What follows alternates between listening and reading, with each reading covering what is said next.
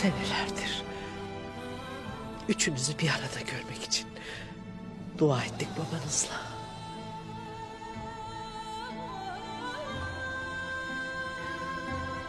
O gün geldi.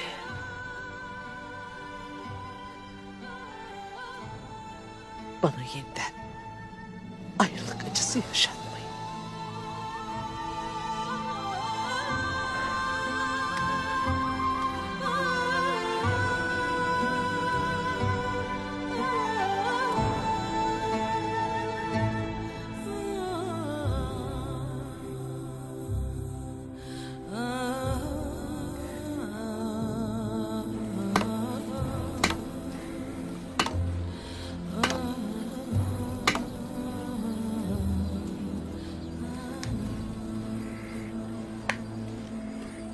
Çeviriyor bunu bu ayı ya.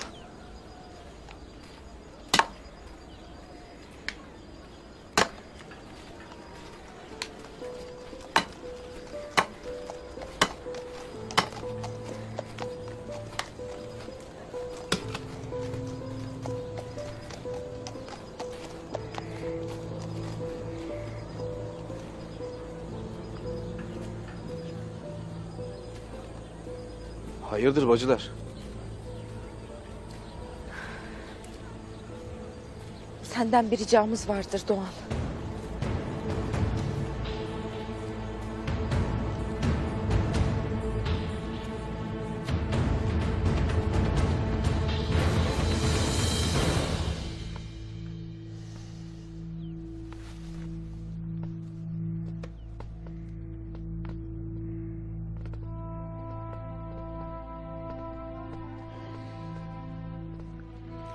Geçmiş olsun Ayma Hatun.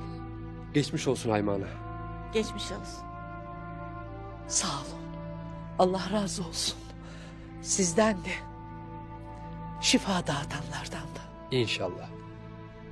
Evelallah Sungur Tekin Bey'im kaya gibidir. Onca yara rüzgar gibi gelmiştir yiğitime. Üstleri olasınız. 3 güne kalmaz eskisi gibi olur inşallah. İnşallah. İnşallah. Artuk Bey'im. Eyvallah. Artuk Bey, Buyur beyim. sizinle konuşmak isterim. Eğer mümkünse Abdurrahman Alp'in durumunu da öğrenmek isterim. Buyur beyim.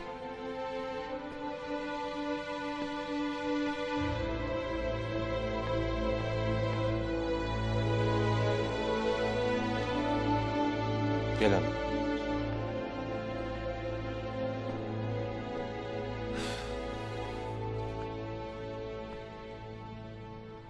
Yaşlı kadını öldürdüler. Kolyeyi de aldılar. Şimdi beni tehdit ederler. Neye bunu Gündoğdu Bey edemezsiniz? Kolyeyi bulmadan sözlerimin doğruluğunu ispatlayamam ki. Beyimin başka bir avratla evlenmesini istemediğim için yalan söylediğimi zannederler. Kendimi inandıramam. Ben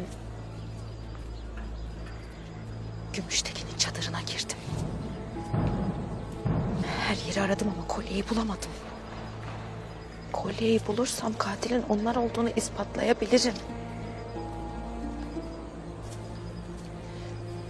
Aytoğlu'nun otağına girip kolyeyi aramam lazım.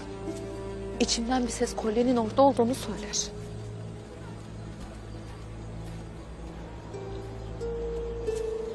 Tamam, onu da anladık. Lakin benden ne istersiniz?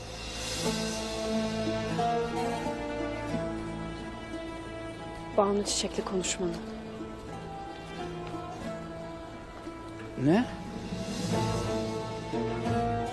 Banu Çiçek beni otağa sokmanın bir yolunu bulmalı.